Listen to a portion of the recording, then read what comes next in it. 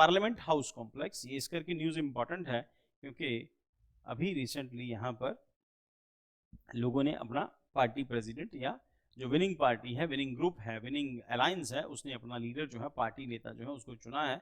उसमें उन्होंने नरेंद्र मोदी को इस बार दोबारा फिर प्राइम मिनिस्टर कैंडिडेट के लिए चुना है। अब यहाँ पर क्या है, पार्लियामेंट हाउस कॉम्प्लेक्स, तो ये हमारे पास पार्लियामेंट हाउस कॉम्प्लेक्स की दो फोटोज, एक फोटो है, दो फोटोज हैं। इस फोटो के अंदर ये पुरानी वाली पार्लियामेंट है जिसके अंदर ये मीटिंग हुई है, ये सभी लोग बैठे हैं। इसकी पहचान क्या है कि इसमें फैन जो है उल्टे लगे हैं क्योंकि ये वाला हाउस है, इसमें डोम ऊंचा है।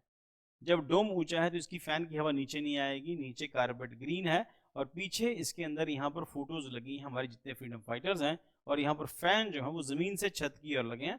नॉर्मली फैन छत से जमीन की ओर होता है, ये जमीन पे टिका हुआ छत की ओर है। ठीक है। दूसरा, इसके अंदर यहाँ पर कोई चेयर नहीं पड़ी होती, यहाँ सभी लोग बैठ सकते हैं, 3-4-5 लोग बैठते हैं और मौके मौके पर इसको बुलाया जाता है। ऊपर यहाँ पर हमारे जो फोटोग्राफर्स हैं उनकी गैलरी, मीडिया गैलरी होती है, ये विजिटर्स बैठ सकते हैं यहाँ पे। और नीचे जो है सारे हैं, इसमें ऊपर की तरफ जाते हुए नहीं है। और यहाँ पर हमारे जितने फ्रीडम फाइटर्स हैं उनकी फोटो लगी हुई है। So the Parliament House complex located in New Delhi comprises several significant building centers in India's legislative functions. New Parliament House opened last year to accommodate the growing needs of the Parliament or Parliament House, New Constitution House. अब इनको नए parliament house को इन्होंने now constitution house का नाम दे दिया है। पहले वो पार्लियामेंट हाउस था, अब तो कॉन्स्टिट्यूशन हाउस होगा। नई पार्लियामेंट बनी है, लास्ट ईयर इसका मुहूर्त हुआ था। उसके बाद parliament house annexe parliament library building, और the speaker of Lok Sabha act as custodian of the entire complex. तो उसके बाद इसको नए नाम दिए जाएंगे। उनके हाउसेस का क्या बनेगा, पार्लियामेंटेरियन जो होंगे उनके वो वहाँ पर ऑफिसेज बनेंगे, उनके काम होंगे, लाइब्रेरी होगी यहाँ पे और कई सारी चीज़ें होंगी। Central hall Indian parliament, the central hall established 1927, significant part of India legislative history and democratic heritage. Original use, it was initially a library for legislative members. तो ये जो हाउस था ये लेजिस्लेटिव मेंबर्स के लिए लाइब्रेरी का काम करता था, ये जो पूरा हाउस है।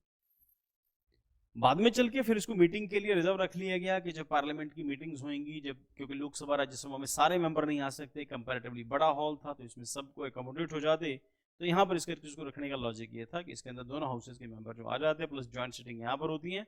जब फॉरेन डेलीगेट्स आते हैं या फिर जैसे बराक ओबामा आए थे या एक दो लोग और आए हैं तो उन्होंने यहीं पर आके अपनी स्पीच वगैरह दी थी। So let's start. उसके बाद central hall 1926, significant part of Indian legislative history and democratic heritage.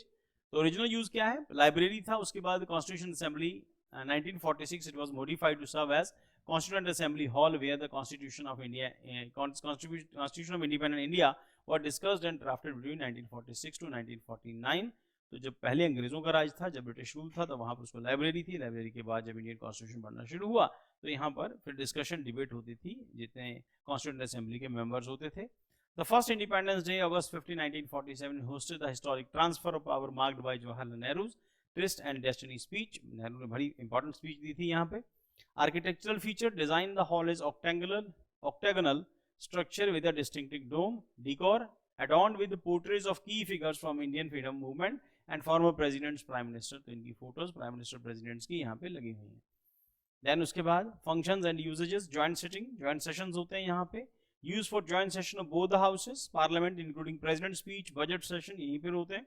Then let's go meetings, venue for the informal discussions and meeting among the parliamentary members, ceremonial occasions used for significant events like swearing of president and prime minister, addresses by foreign heads or state। तो अभी तक notable addresses include IPU president, तो parliament union, international parliament union के leader थे दुराते पेरिचो, और मार्च 2021 में उन्होंने यहाँ पर एड्रेस किया था। उसके बाद उससे पहले यूएस प्रेसिडेंट बराक ओबामा नवंबर 2010 के अंदर इसको एड्रेस कर चुके हैं। करंट स्टेटस क्या है, while the chambers of old parliament house are not used for session, some offices of the parliament secretariat continue to operate here।